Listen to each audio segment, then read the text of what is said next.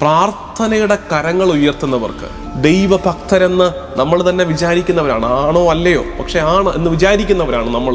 അപ്പം നമ്മൾ ശ്രദ്ധിക്കേണ്ട ഒരു കാര്യം, ദൈവത്തിന് മുമ്പാകെ നിൽക്കാൻ, ദൈവത്തെ വിളിക്കാൻ, കർത്താവിലേക്ക് കരങ്ങൾ ഉയർത്താൻ കാണിക്കുന്ന അതേ ശ്രദ്ധ ചുറ്റുമുള്ളവരിലേക്ക് കൂടെ കരുണയോടെ നോക്കാൻ കാണിക്കണം.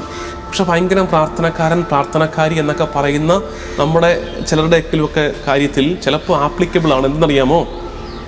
ദൈവിക കാര്യങ്ങളിൽ ഭയങ്കര ശ്രദ്ധയാണ്, പക്ഷേ ചുറ്റുമുള്ളവരിലേക്ക്, എന്തിന് ചുറ്റുമുള്ളവരൊന്നും പോകണ്ട, വീട്ടകത്ത് ഉള്ളവരിലേക്ക് കരുണയോടൊരു നോട്ടം എത്തുന്നില്ല.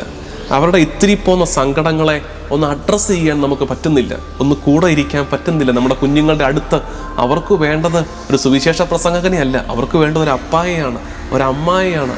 അവരുടെ അടുത്തൊന്നും ഇരിക്കാൻ പറ്റുന്നില്ല. അത് ശരിയാകില്ല. സിനഗോഗിൽ പോലും കർത്താവിൻ്റെ നോട്ടം കൈ ശോഷിച്ചവൻ്റെ അടുത്തേക്ക് നീണ്ടു ചെന്നു എന്നത് നമുക്കുള്ള തിരുത്തലും പാഠവുമാണ്.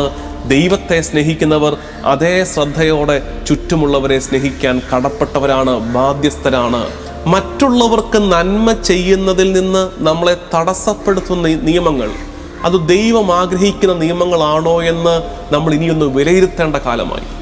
മറ്റുള്ളവർക്ക് നന്മ ചെയ്യുന്ന, അതായത് വേറെ ആർക്കും ഒരു ഉപദ്രവം ഉണ്ടാക്കാതെ, ആർക്കും ഒരു ദ്രോഹവും ചെയ്യാതെ സങ്കടപ്പെടുന്ന ഒരാൾക്ക് നന്മ ചെയ്യാൻ നമ്മൾ ആഗ്രഹിക്കുമ്പോൾ ആ നന്മ ചെയ്യുന്നതിൽ നിന്ന് നമ്മളെ ഏതെങ്കിലുമൊക്കെ നിയമങ്ങൾ തടസ്സപ്പെടുത്തുന്നുണ്ടെങ്കിൽ ആ നിയമത്തിൻ്റെ ഒറിജിനെക്കുറിച്ച്, നിയമത്തിൻ്റെ ഉറവിടത്തെക്കുറിച്ച് നമ്മൾ സംശയിക്കണം, വിലയിരുത്തണം, പുനർനിർവചനം നടത്തണം. അത്തരം നിയമങ്ങളെ റീഡിഫൈൻ ചെയ്യണം. അത് കാലത്തിൻ്റെ ആവശ്യമാണ്. മറ്റുള്ളവർക്ക് നന്മ ചെയ്യുന്നതിൽ നിന്ന് ഒന്നും നമ്മളെ തടസ്സപ്പെടുത്താതിരിക്കട്ടെ എന്നർത്ഥം.